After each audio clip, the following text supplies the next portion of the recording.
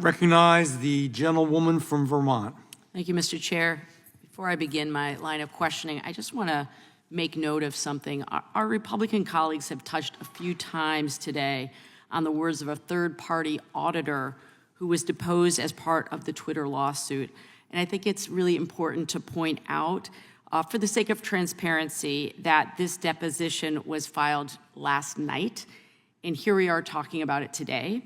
I believe in coincidence, I really do, but that's a pretty lucky coincidence that that evidence supposedly providing the Republican accusations today was released in such a timely manner. So I think it's really important to make note of that.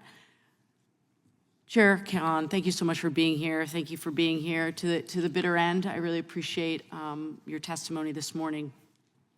I'd like to touch on a extremely timely and controversial issue, which is artificial intelligence. And specifically, I'd like your thoughts on generative AI and competition.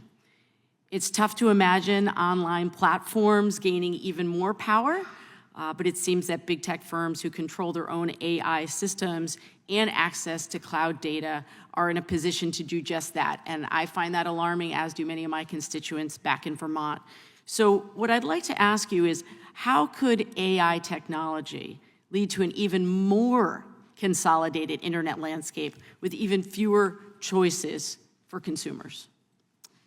So, Congresswoman, let me say, first of all, these moments of technological disruption, when you have these game-changing technologies enter the market, these moments oftentimes provide a lot of opportunity for disruption and for displacing some of the existing incumbents and giants. And so there's always a chance that that'll be the effect. I think you're right that with these technologies, we see inputs required here that really favor dominance and favor scale. So, you need huge amounts of compute, you need access to huge amounts of data, the models.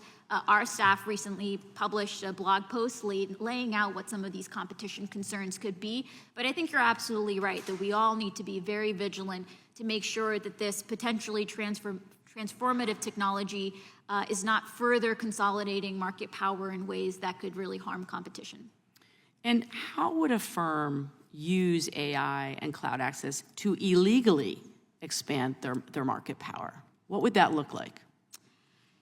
So, I don't want to engage in hypotheticals, but, the types of, as we lay out in the blog post, traditionally the types of concerns that you might have is if firms with market power are conditioning access to one set of technologies and critical inputs on firms having to also buy other services, those types of tying agreements, and especially when they're having an exclusionary effect, can be concerning under the antitrust laws. And are you concerned about this issue in relation to the digital markets? In general, we're very concerned about competition in digital markets, yes. Okay, and my last time here, I also wanted to touch on another issue, which is dark patterns.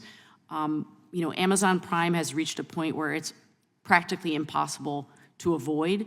FTC recently took Amazon to task for using a series of digital tricks or dark patterns to enroll people in Prime without their consent or to prevent people from canceling their subscription. And this is something that I hear a lot from my constituents about. Last year, the agency reported that, quote, more and more companies are using digital dark patterns to trick people into buying products and giving away their personal information. How common is it for online companies to use these dark patterns? Unfortunately, through our work, we've seen that it is too common that we see companies using these tricks. Our staff published a report going into detail about the different types of dark patterns that we see, which in practice end up tricking or manipulating people into making choices that they're not really seeking to make. And so we want to make sure that we're fully grasping how these dark patterns are working. We've been bringing on board a whole set of technologists that are able to kind of dig deep, look under the hood, figure out what's really going on. And so it's going to continue to be an area of focus for us.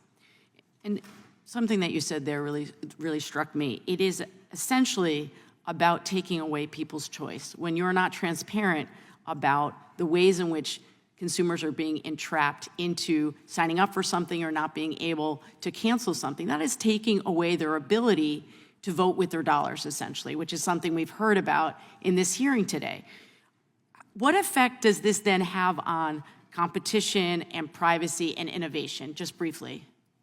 So we want to make sure that companies are competing on honesty.